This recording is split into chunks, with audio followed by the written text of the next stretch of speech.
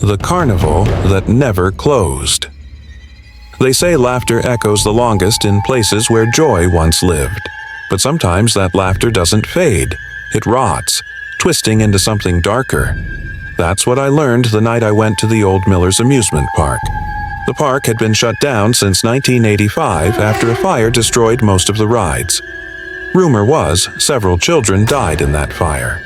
Others swore the owner went insane and vanished, leaving everything behind. For years, the park sat abandoned, rotting away at the edge of town. Teenagers dared each other to go there, but most never made it past the rusted front gates. I wasn't a teenager. I was a journalist, looking for a story. And when I heard whispers of strange lights and music coming from the abandoned park at night, I knew I had to investigate. The night I went, the air was heavy with fog.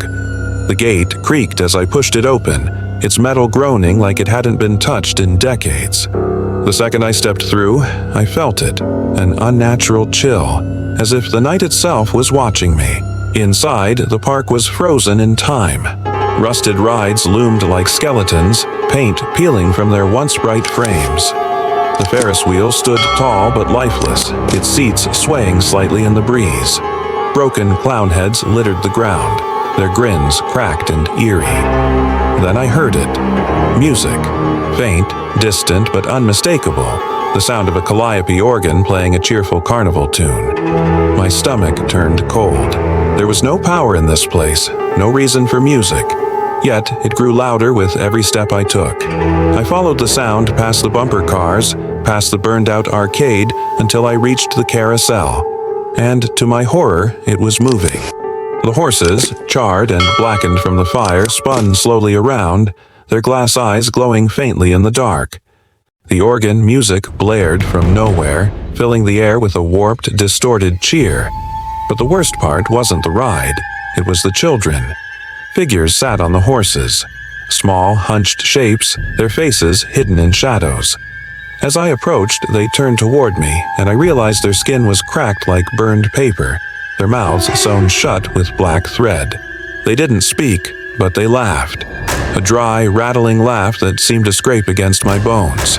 I stumbled back, nearly falling, but the carousel sped up, the children's laughter rising with it, and then one of them slid off the horse. His stitched mouth split open as he whispered, "Play with us." I ran.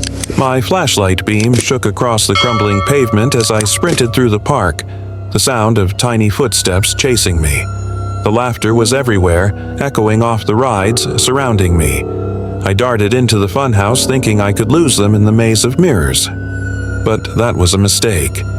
Inside, the mirrors were cracked and warped, but each reflection showed something different. In one, I saw myself burning, skin melting away. In another, I saw children holding my hands, dragging me onto the carousel. And in another, I saw him, the park's owner, Mr. Miller. His face was pale, stretched into a grin too wide to be human. His eyes glowed red in the reflection.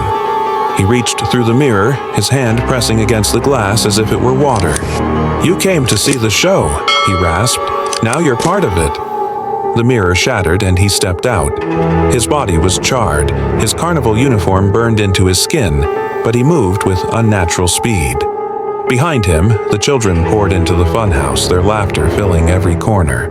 I turned, desperate, and smashed through the nearest exit. I didn't stop running until I reached the gates.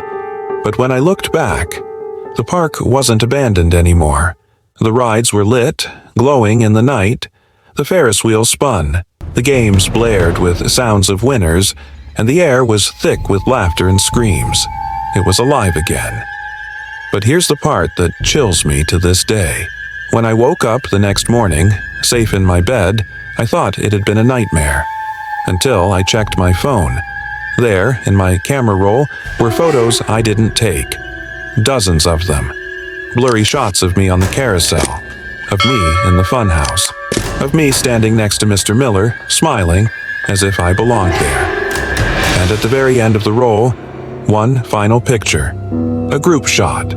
All of us together, the burned children, Mr. Miller and me, smiling wide under the glowing lights of Miller's amusement park. The caption under the photo read, "The Carnival Never Closes."